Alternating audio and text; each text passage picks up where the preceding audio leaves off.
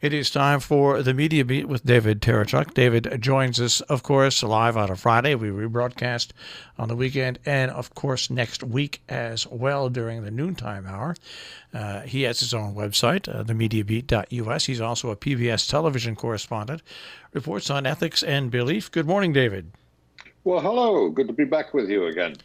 Well, you know, I was talking about all these Halloween events, and of course, when I think of Halloween now, because of our good friends across the ocean, I think of the Brexit exit that was planned for right around Halloween.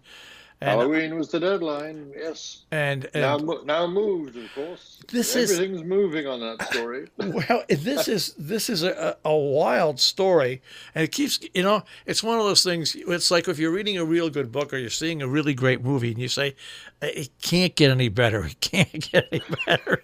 or worse. Or worse. Right. Well, I thought I should check in on my old. With the BBC, my old professional rivals, because I worked for the other network in Britain when I still worked there. They're my old rivals, and frankly, they are still the gold standard in terms of international journalism. So I thought I'd check in with them, and I see that today they're saying it's been the most eventful week so far in the impeachment story. That's right. They didn't offer an assessment of how eventful a week it's been in the Brexit story. Well, I think it's just beyond them, I guess. It's beyond all of us. I mean, who can tell how things will go? The BBC did actually have an extra page tacked onto all the Brexit coverage. It says, what's happening in Brexit in the next few days? And you click on it, and you see one of those terrible diagrams that gives you a yes, no, one of those sort of decision trees. You know, if yes, you go in one direction. If no, you go in another direction. And it's completely incomprehensible. Well, kind of like the situation, which is almost exactly. If you have to report it fully, you'll make it. It will be just because it is so complicated that it is incomprehensible. It's very hard to convey. I am so glad that I'm not a reporter in Washington or London, frankly, in these terribly stirring times and terribly challenging times. I mean, it's good to be watching rather than participating, I have to say. Well, let's start off with Brexit now. Is Jeremy Corbyn and the Labour Party going to agree to these elections? He's made it very clear that he will agree only in one eventuality, and it's a very unlikely one. He's in a position to, in a sense, withhold Parliament's agreement to the Prime Minister's proposal to go to the country, as they say in Britain, i.e. hold a general election. Because he says he'll only, to begin with, I better stress that Boris Johnson needs a 2/3 vote from Parliament. Now, he's not got a 2/3 vote from Parliament on anything since he became Prime Minister. In fact, he's only had one victory and an awful lot of defeats.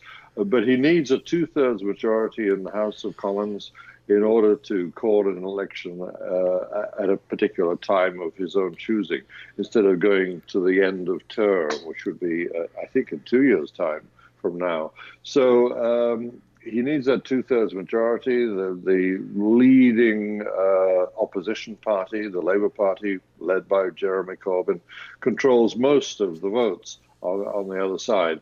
And withholding their votes will be enough to deny Boris Johnson that 2/3 majority that he needs. And Corbyn is now saying in an interview with my old network in Britain this morning, he's saying that he'll only give a vote to approve it if Johnson definitely takes off the table the whole idea of ever crashing out of Brexit with a no deal, which of course has been Johnson's campaigning position since he became Prime Minister. He said that a no deal Brexit is perfectly possible, and if we don't get the agreement we want, we will have no agreement and we will crash out. Now he's changed his position since then, but but Corbyn is very suspicious of him, wanting to still try and do that. Still try to crash out. So he's saying unless he gets a guarantee that that's really off the table, he won't have his party vote for a general election, which seems a little odd. An opposition party saying that it doesn't want a general election. And of course, many people, sensibly so, I think, interpret his unwillingness to to agree to a general election is that he's concerned that they might not win, of course.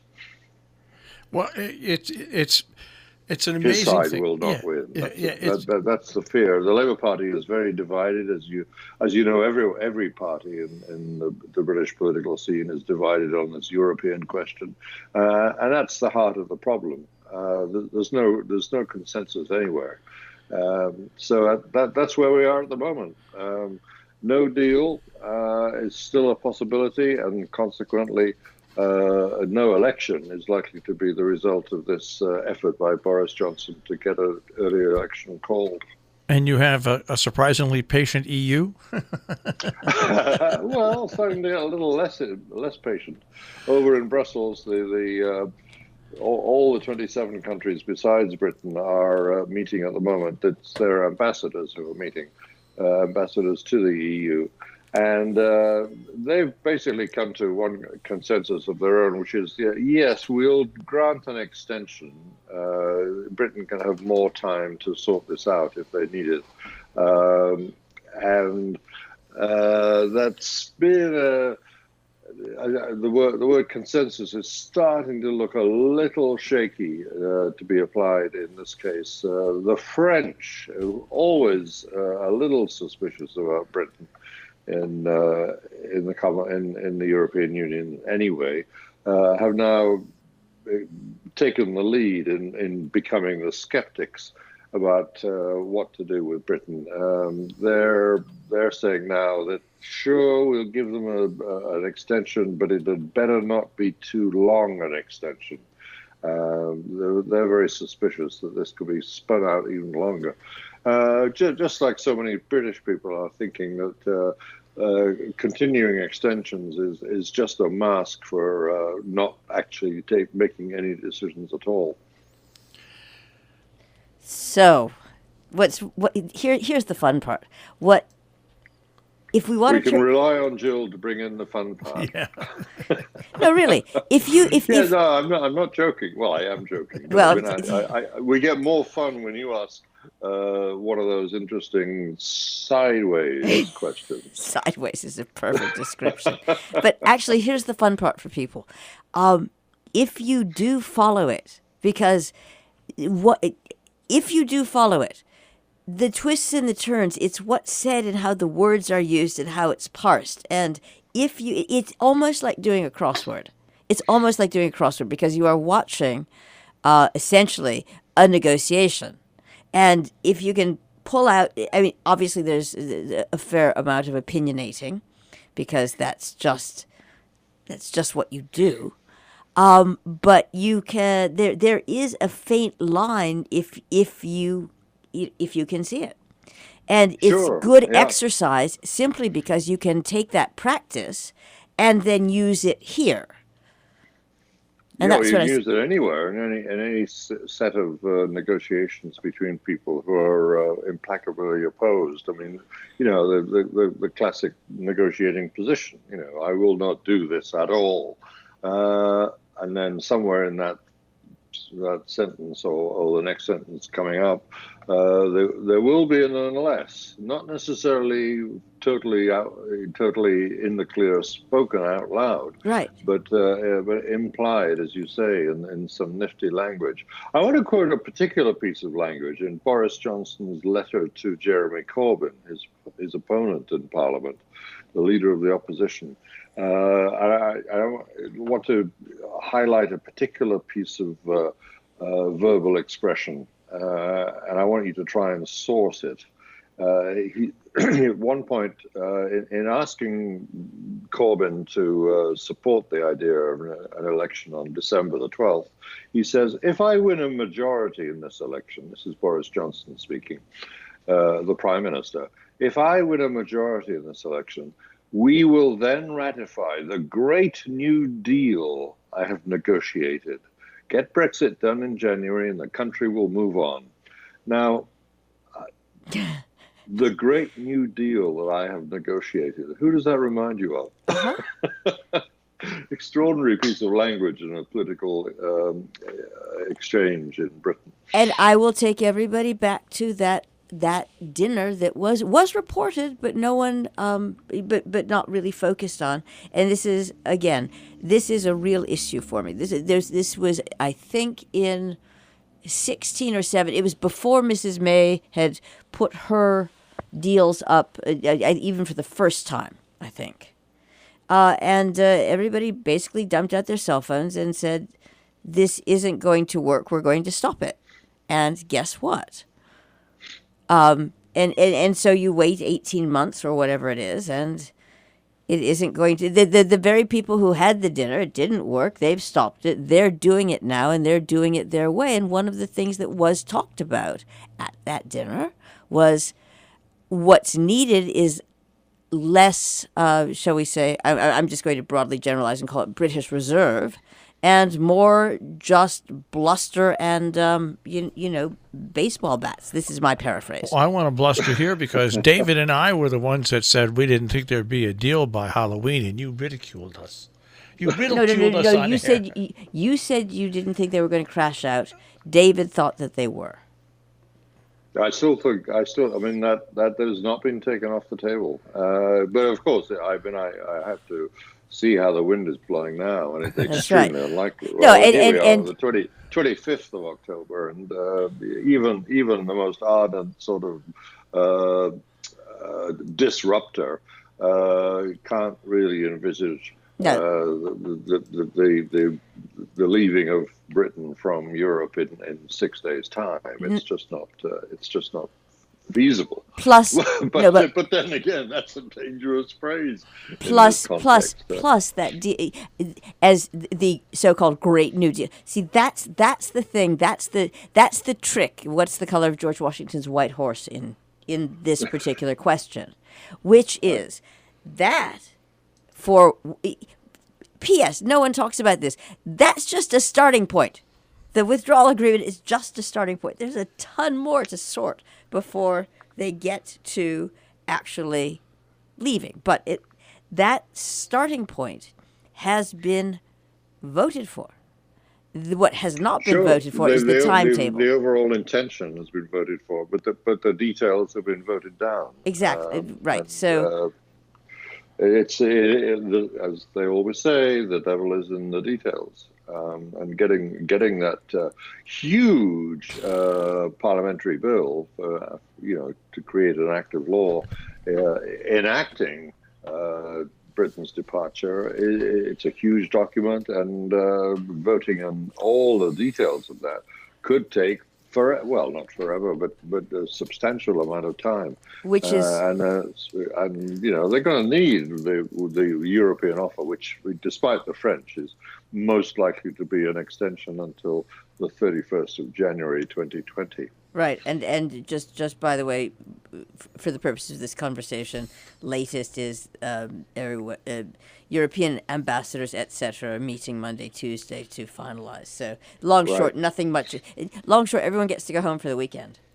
And P.S. And think about how things are likely to go in their individual districts, right, and if it comes to an election. And that's the kind of consideration that will make people concentrate their mind entirely. And that is key, because that relates any place, and that is so poorly, not by your lot necessarily, but here,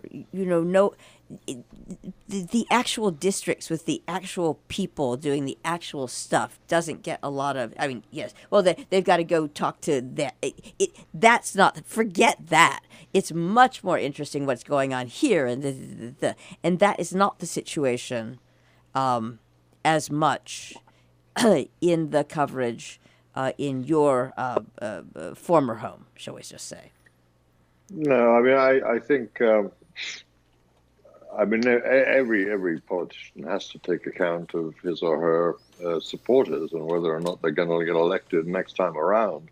And of course, that underlies everything, that otherwise can sometimes seem a little hard to understand. I mean, sometimes it's blindingly obvious, of course. Lindsey Graham, Senator of North Carolina, has to be the senator, you might think, who, along with Mitch McConnell, no longer known as Moscow Mitch, is such a strong, independent American now when it comes to foreign policy. What about Cocaine Mitch? That's a good alternative. But Lindsey Graham's proposal, co-sponsored by Mitch McConnell, is, of course, to basically support Trump again fully, a reassessment and a condemnation of the impeachment moves by the Democrats. But the reason he has to do that is that he's from North Carolina, and it's a district which is so pro-Trumpian. He can't do otherwise. For every politician, ultimately, the strongest determining factor is what do the people who vote for me think? Because they're the ones who will decide whether I come back and continue to do my job.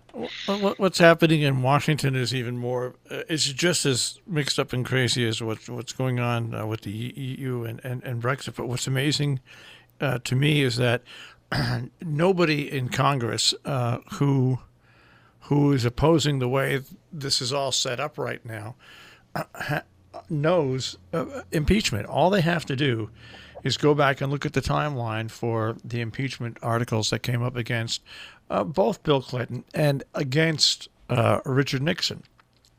The ones that were being considered against. In Nixon's case, it took almost 6 months of closed hearings with both Republicans and Democrats in those hearings to finally get all the information together and then get the smoking gun which when they went out into public hearings, the smoking gun is the thing that they had to go ask for Richard Nixon, hey, do you really want to be impeached or are you going to resign? With Bill Clinton, it didn't take 6 months, but still it took about 2.5 to 3 months of just getting the articles of impeachment together, and then once again, full disclosure to everybody. People this time around, because of social media and because the way the world acts, don't understand we are not even a month into the impeachment inquiry, which is held with private sessions so they can get the most information, and then they'll start holding open meetings when they start to come up with the articles of impeachment. And then when the actual impeachment begins, everything is laid bare, everything out to the public. We're only a month into this. I am stunned at the stupidity of the people in Congress that don't understand how the impeachment process works. Absolutely stunned. Well, they don't particularly want to understand it. Yeah. The side that you're talking about are trying to destroy it. As you say, the social media and the internet in general, the speed of it and the vast deluge of information that can come all at once is of complete essence here. The very fact that you get rebellious Republicans in the House turning up at a closed hearing, which is closed for all the reasons that you're saying. Before the information can be made generally available, it has to be sifted in a confidential setting. That's how investigations happen. And in this case, they turn up with, guess what? The weapon of choice for these confrontations now is the cell phone. In an area where cell phones are banned because it's an area closed for communications in order to enable classified documents to be consulted. And that's the kind of demonstration you get now. Complete sense of destructiveness for the sake of ensuring that the process cannot work. And that's a response. We can see that now as a very direct response to Trump demanding that his Republican supporters fight. That was the word he used, fight against the impeachment process. And here's the most amazing thing about those 22 Republicans that showed up to crash that meeting. 13 of them are in on the meetings. They're appointed to the committees. They're fully aware of what's going on. 13 out of the 22. 13 out of the 22. It is extraordinary. And of course, one of them is Steve Scalise, a man who you would think would have some concern about behavioral norms being maintained. He's the conservative Republican who was shot on the baseball field. And the reason I just want to throw this out because this is what's so frustrating. The thing, what Marshall is mentioning, what you are talking about, etc.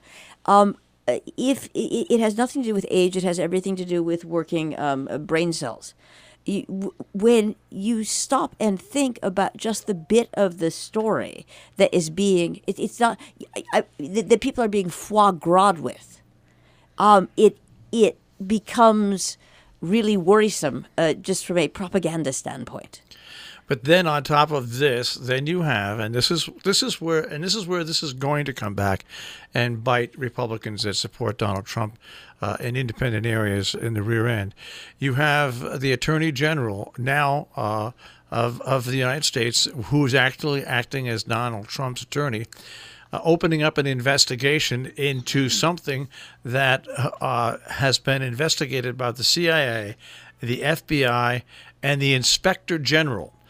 And the sole purpose of doing this is, once again, to put out information that's plain derogatory towards those the initial investigations. And it's there simply to try to take attention away.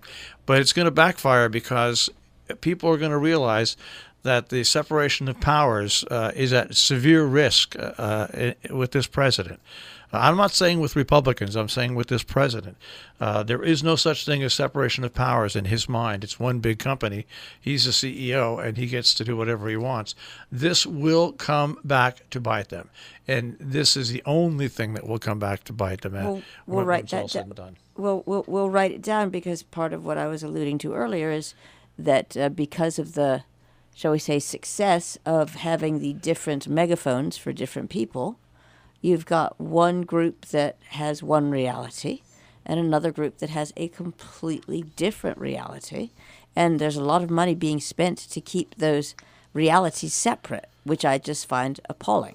Well, one thing they can't keep separate is the separation of powers, which is ordained by the Constitution. You can try to hide and ramp up stuff all you want, but when push comes to shove, the separation of powers is the thing that makes this democracy, as crazy and as jumbled as it is, that is the thing. That is the glue that holds it all together. Well, I hope, all I can say is that I hope that you're right and that it will hold it together. The danger, of course, is that it will be smashed apart by all this abandonment of the norms and the normal, if you could ever call anything, in a democracy entirely normal. I mean, everything's in some form of, some state of flux to some degree.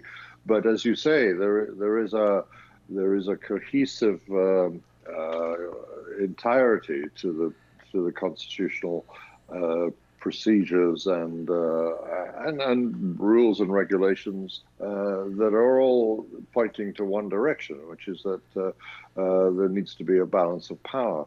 under the American Constitution, and that's in severe danger, I would say, of being overturned completely by the frantic nature of the opposing forces in this particular conflict.